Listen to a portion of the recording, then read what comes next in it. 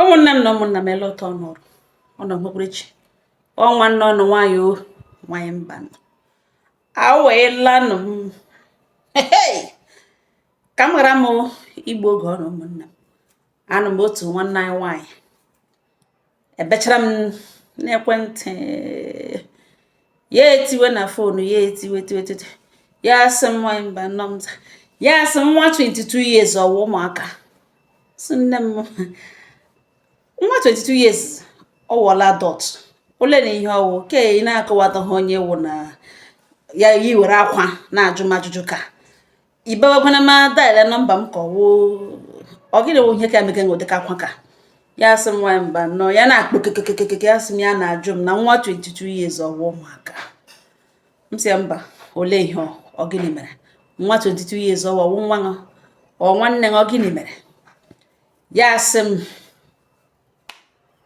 n'oshi bekee o na Lagos ebe ya ebi arụga nwa ọrụ ya o emegekwe nwa small business na onye na-eji eleterewe onwe na ada nne na di bikwe Lagos diọkpara nne na di bikwe Lagos na ọbụla naanị ndị ka nta ha toro wụ ndị ka ebi ofu bi Port Harcourt onye nke ọzọ bi Owerri na ya nwa kpokwega n'ọnwa okorobịa nwanọ mara nnọọ mma nwokorobịa arụ mma ya ga atụrụ mashin ọrụ mma ya ele ya o nwere ọrụ shi aka ọrụ ga ọrụ dị very very okay o nwere nwa aka ọrụ nwee nke ọ na-eme zụtachagbukwa ala na Lagos na o nwere nke ọ na-eme ọfụma na o ji ezigbo ọrụ ga ọ ya ka ya na ya abụọ ọ dakarị ya ebido na ime enyi from ime enyi ya ruo ya nso hụ na o mega ọfụma na ọ gbatachagbuole ala rụọ ụlọ mana ụlọ ọrụrụ owuye bi nga aha na o rentiri out birizie na ụlọ tenant house ebe ọzọ ọkwa n'ebe ya matara ya na ya bụ na-eme bịa hụ na ọ dabara ha obiọma ya kpacha anya na ya hụ na responsible man dị mma na ọwụ Uchechukwu mere ihe nọ ya n'obi na nwa okorobịa na lụọ ya na ọ gaghị ajụkwa njọ na ihe ọbụla wụ Uchechukwu n'ime ndụ ya na ya abụọ ya eme nke nwoke ewerekwana ya serious ya na ya abụọ ya ọnwa ha complete 2 good years 2 years amaghị ikwu ya enwe ebe oshi ya ma ọ bịa kọọ ya n'ihi na ya dịla worried dị ma enwela otu oshi na onwe nwanne ọ na-akpọ na fon enwe nwanne ya na-akpọ ya ihe ewe akụkọ kọrịa mgbe ha mataga ọhụrụ ya dị curious ịmata ya ọfụma o wee bịa gwawe that na ya wụ orphan na nne na nna ya anwụọna na ụmụnne ya atọ anwụkwụọna na in fact na abụọ so parents ya nwụ na moto accident ofu ka efuru afọ just gbabiri like that nwụọ ka eliwekwere nne na nna elicha anya ligwekwe ụmụnne ya abụọ the same day nwanne ya ka ọzọ nwanne mama ya kpụrụ ya o rughị 2 months eweta oji na ka aha nwụọ na ebulatakwu ya oji wee daa n'isi ya somebody bu amụma dị ike n'isi ya oji ahụ erute ya aka na ya hapụ ụlọ nna ya gbaa ọsọ ndụ na ya gbaa elorukwele ụlọ na ya nọrọ ebe ọbụla ya nọ azụrụkwala ọbụ ụkwụ ya zụpụta na kọmpaụnd nna ya ma ọ wụ ya ihe gburu nne ya na nna ya na ụmụnne ga-egbu ya nwa na ha ga-anwụchi ama and na onwe ihe ga-eme n'elu ụwa ka ya fight lie onye megedatị na ọwụ nwanne papa ya na ọ ya gbuga ha because of ala nna ya na ya elekwa oso gbapụ ọsọ ndụ hapụgara ya ihe niile gbagodo ọsọ ndụ na ọ tụrụ ntị ala mgbe ọbụla nkụli ya ahụ nwụrụ na ihe niile o mere n'isi nne na nna ya ezinụlọ ya n'aha nna ya ihe o mere n'ihe meisi ụmụnne ya ihe mkpụrụ ọnwụ kọrọ ha ga-eso ya nwụ na inide ọnwụ na ihe ahụ ga automatically ọ ga-emebi na ya lọtakwala bịa fight wee ọ bịa chụọ ihe gburu nna ya ọsọ onye ahụ egwacha datin ya gbapụ ọsọ ka ya gbara ọsọ ha na ya bịa notice na ya arịwala ya mama ya zụtala na ya from compound ahụ something chukwu emere ya ekpere ma ụlọ ekpere ma gịnị ya ebugharịwa onwe ruo ha kwe na Lagos ebele na ha gwa ha kwala ya 2 places ya gara ekpere ha gwakwala ya na ya nwebụla ihe na-akpọla ya n'ụlọ nna ya until nwanne papa ya nwụọ, making 3 times different churches, different prophets gwara the thing na enweghị onye ya nwere. Hey, ya ha emetụ ya so chọkwana ịlụ nwaanyị ugbu ene ọgwa wee sị na ka ha wụ problem na the most important thing na ya ma ebe ya shi na ya wụhụ ghost ka eji awụ alien from another planet ya ma ebe ya shi na ahịa awụ oso ya gbara na as an adult ya awụ oso ya gbara mgbe ya dị 22 years old na ugbo ene na ya dị 41, so na ọwụghị ihe eji agwa eji mkpụtụ mma egbu na ya na-enweta the feeling na uncle ya mgbe na-adị anya na ọ ga-anwụ ọnwụrụ ọnwụhụ no problem na mgbe ọbụla ya chọrọ ịlụ nwaanyị na ya nwere few friends ya ga-akpọ ga-represent ya ga-alụrụ nwaanyị mgbe ọbụla ụmụ ya jiri tolite ya na-azụ ụmụ ya mgbe ọbụla ha ji tolite echi ha ga-ala ha niile lọkọtacha and ha ga-ala beri ala nkụl ya elegokwu ka ha enweta ọ dị ya chọrọ ịtụ ụjọ leghekwana ya ihe somebody ya hụrụ n'anya ọ naghị achọ nwaanyị ọ na-ebi ndụ ọjọọ ọ dị responsible ọwụhụ somebody ya emeteweziere ya ebere chai ịnụkwa ndị nkọlọka ya ebewe n'abalị ahụ na ọbịa gogo nwesi ebele akwa na ya ebele na ya ebejurule na ya ebele akwa wụ na ọwụghị a ga-ebete n'akwa na ọwa dị ndụ alụwa ya elecha ya ka ha ga ka a na-eme nwaanyị mba n'afọ ime acha ya gwa esi na cha ele ha ga-eme afọ ime mgbe ya chọkwana ihe isi ime ya eshibekwana mbọ ọ gwa ya si na ọnwụnwa ya ka ọ na-emenshọn that word ka ọ like na ekwula okwu emenshọn that thing ihe ahụ ọ na-ekwu ya ekwukwala again na nwa ya ahụ bụ n'afọ na ọ ga-amụrụ ya nwa ka ha lụọ ọnụ ya ebe cheta oto plan ọ nwere o chọrọ iji alụ nwaanyị ga-eme few friends ya arrange the thing na nwa otu o mere ya emechasị n'ebe ọsọ gbara at the age of 22 years at least ọ ma n'ụzọ la na ụmụnna ya ngwanụ ọ na-akpọ friends ya ka ọ bịa mere ụmụnna ya ihe no problem ya na ya bụ ebiri mgbe ọbụla ọ chọrọ ka ha alawazie na ọhịa ya concluduru ahapụga fon ntara a ga-abịa ga-eme friends arrange a ga-eme ndị ed arrange ya mụọ nwa anọ ntara ka ya mụọkwara nwa mụcha mụọ nwa nwoke agadaga nwa nwoke mara mma ka nna ya ohojie sị na ya ga-akpọrọ friends ka ya ga-emere ha nne na nna ya ndị obodo ya omenala ha mara na ya bi wit nwaanyị ya lụrụ alụ ya chọhụ enwe ihe mere echi ugbo mmadụ abịa na ado elegelege ka ha biri legitimately ya soke ya bịala gaa na aka Adanne n'ụlọ Adanne ya na di ebi na Lagos ya ga-agwa Adanne na ya chọrọ ịhụ ya Adanne sọ dịkwa na mma ya sị na ya chọtara ịhụ ya gbarala gaa na aka Adanne ga-akọwara ya ihe ugbo enye nwoke bebi papa ya kọrọ ya kọchara ya Adanne niile ivu ndị ọkọchara gwa ya agwakwala anybody na ya agwakwala relatives ya na ya agwakwala bụ ihe na ọgwa ha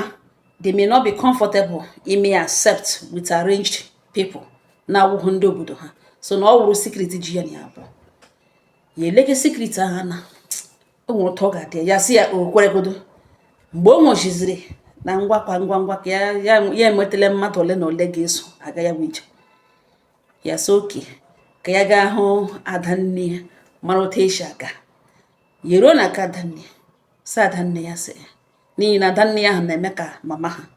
ha na-alaiki ịkọchara mma ha ihe ọwa Adanne ha ka na-alaiki ịkụrụ everything onye ọ kpọwara ebe ọ kpọwara n'ihi na Adanne ga-enye ha advice gwa gị ihe ị ga-eme ivu dị involved n'ime datin mee ka isi n'ọnọdụ ahụ na-abọda nọpụta ya sị ya ga-ebuli ihe ka naanị ya kewara Adanne ihe n'ugbo ihe niile n'ugbo ka nwoke kewere ya ewere kewara Adanne elewe gị kọkwana anya bem ọkọha anya bem n'ihi na mgbe ọbụla ike ori akụkọ dị ike ma ọ kọha anya bem brain ya gbara ya na-ele ya ka ọ chee ihe ọ na-eche gwara ya ihe o chetara Adanne ya gwawa ya sị na ọ gwara village ebushi yes okpe ya gwa ya Adanne aha village boss community yes na ọma aha nna ya surname nna ya yes na ọ gwara ya surname nna ya Adanne ya so ngwa na ihe mere n'ụwa na ya ekwetebene ka ọ bịa na ọ suspend ya ka ya nwa dige mmadụ aga na that village ga jụọ ese that surname mara ma aha ahụ megakwa exist, mara ma ha ma onye dị ụta na o weta jiwa eweta picture ya ebe ọ dị clear, ọ nwoke ya na ya abụọ sịrị ebe ọ dị very very clear, ahụ ya mata ya, onye ọbụla mmanya hụ that picture ọ ga-akọta ya na o weta ofu picture ahụ ka ya send ya somebody, aga na that village ga jụọ ajụjụ mara ma onye dị otu ahụ o megakwa exist, ka ọ hapụ ịwụ akụkọ na ya na-anọ nwa agbọbịa jikwara hụ nwoke na oji bekee lụọ ya, ya na ya bụ ama ọchịchị ọma na onye ọlụrụ bụ ghost. Ị gaghị ebiri wit nwoke, ị gabeghị n'ụlọ nne na nna ya, mahụ ebe ochi, mahụ ebe ọ gaga, ị mahụ ifat ya ọnụ anyị ihe ọ kọwara ṅụ ya ga-eme few friends arrange bịa lụọ ṅụ no na joke ahụ na ọ dị too expensive, na ya don't worry na ya nọ ndị mata na o wetara information na ya nitere ya nọrọ nga na send ya ada nne ya picture ya ebe ya nwasịrị ya ọsọ ya na mmadụ nọ 2 years ya ji a lot of his pictures ebe ọ kwụ ọtọ dị nọ very ha send ya ada nne surname ya complete address o nyere ya ọsọ wee nye bush. Adanne edile na mmadụ nwanyị mba na ha gawa rute na the village, gawa na ke chief obodo ahụ direct na the community gogogo jụọ ha sị ha na-achọ surname dị otu a. Ha elekọrịta onwe anyị na ha mege meeting, ha elekọrịta onwe ha anya sị mba na enweghị onye aha ahụ nọ na this kindred, enwe onye na-aza that name. Ya ele ha sa jụọ ha sọ obodo a wee ba ha si yes na nga ọnụ ha ji ha ka kpọrụtekwu aha ha ọfụma, ha obodo ha ọfụma, yes ya na the right place na sị enwe onye na-aza this surname. Ha sị mba na enweghị onye na-aza surname, ole so agbakọ ugboelu o choose ịza aha nna ya onye ahụ direct, even at that na enwe ha do like that, ha wụ ga ha harawụrụ agbata obi nwanne. Mgbe ndata meeting na mkpọrọ mmadụ ole, the person Adanne dire ewepụta picture nke nwoke na ugbo ya na ji ha otu onye nke mbuzo eleze choi runaway soja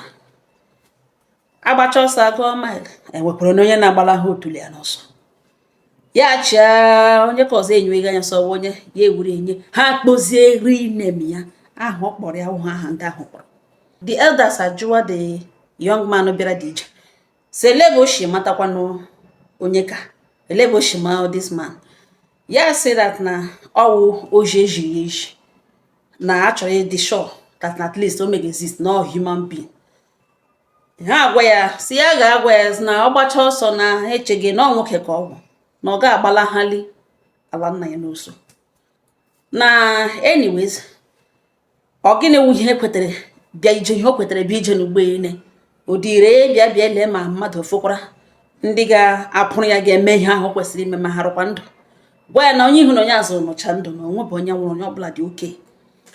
The person ajụwa the elders biko na onwere ha nidiri kọsatịrị, ha kọsatịrị na ọ dị mkpa n'ihi na this young man chọrọ ịlụ nwaanyị na ọwa ojii ka ejiri bịa jụọ ese ka a maruo ya ụlọ. Ha tie chia gbogbogbogbo sokotori gba ọ chọrọ ịlụ nwaanyị na ya si ha gwagwa ya ga-agwa ya elowe kpolatara ha nwaanyị ọ chọrọ ịlụ na ọ ga-eme omenala before na-alụ nwaanyị, na ọwụ na ọ chọrọ ka ụmụnna dugie na ọ ga-alọta bịa eme omenala na omenala. The person ajụọ biko onwe ya ha nidiri gwa na ha gwakwana ya ha kwugo okwu elu mgbe ka ha ji pịawara ya akị oyibo nzube gwawa na onye ahụ ji pichọ ebe ọ na-akpọ aha ya lekwa ezigbo aha ya na nne na nna ịrụ ndụ, ụmụnne niile rụ ndụ, na ya nwa nwoke dị ọkpara ọ dị 22 years old mgbe last born nne dị 14 years old ya tọọ ya ime, tụtụrụ nwa ọhụrụ obere nwa ọ mụrụ amụ, nwanne ya mụrụ last after ọ mụchara ha etoshala ke nta nne eji n'aka nwa ọma nwa 22 years na ọ dị 22 years wee tọọ nwanne ya nwaanyị ime, afọ ime achaa nwanne ya nwaanyị amụkwala na nwa ya amụ nwa nwaanyị. Nwatakịrị atogo galite isi atọkadere ya aka, ụmụnne abụọ mụrụ ya at the age of 15 ya agbalaga, enwebe nwatakịrị gbaraga ha ama na nwoke na ọ ji picture ngala nne na nna ọ ga danda na ọ ga ụlọ ha na nne na nna ya na ụmụnne ya akpọchichana ha oji bekee kemgbe aha na-akpa bịa kwụ ala, n'ihi na ịkwụ ala ọ ga-agba oto ụdị a na-eji akwụ ala ọ ga-agba oto, ya na nwanne ya nwaanyị ga-agba oto, eme ha akaja kwụpụga ha n'ime ahịa, kwụgharịa ha n'ime ahịa, ya si enweghị ike ime kama a ga-eme ya nwụọ. Mgbe ụmụ okorobịa ndị yutu na-agala n'abalị ka a ga-akwụpụta ya ga-eme ihe ha kwesịrị ime, ya gbafuole oso ahụ ọ gbara ruo nga mgbe m bụ onye ji anya hụrụ ka ọkụkọ akụkọ ịlụ nwaanyị na ọ ga-alụ n'ụlọ nwaanyị bifo mgbe ọ ga-alụ nwaanyị na ọ ga-alọta stil a ga-agba ya otu ahụ ihe ahụ a ga-eme ya ga-eme ọ bịa machuo nwanne ya nwaanyị ahụ imi sinsi ahụ ya na nwanne ya nwaanyị dagel jiri ya na nwa ahụ jiri mụ nwa ọ lụbeghị di ka ahụ agbalagakwa oke n'ihure wee gbotowe ochi si na mgbe ọbụla nwanne nwoke lụrụ na ya ga-elụta na mgbe ọbụla lọtara ka ha mee ihe na klins n'ụdị ọbụla na ya ga-elu ndị obodo ele gị esi ebe ọ sọbmit elu onwe ọbara nwa enweghị ọma amacha ya ahụ na ụdị ihe kwesịrị iji macha ahụ na-echezi nwanne ya nwoke 22 years ọwụghị ụmụaka ka ọ lọta mgbe ọbụla o ji garachalụ na ọ ga-akwụ ala before ya bata ebe a the person as really so kenye ya nọ na ihe ekwu lughachitabe enye adanne ya feedback adanne ya gba esi ya bịakwa na nsogbu dị were ihe na ugbo onye kore ya etinye si lele na ndị agalaga mụọ nwa na ọgịnị nwe ihe ka biko na ọgịnị nwe ihe ka okwu eyi dị ya nọrọ nga na were oso were ije laghachi olobegwana ya egbughị gị n'akwa bege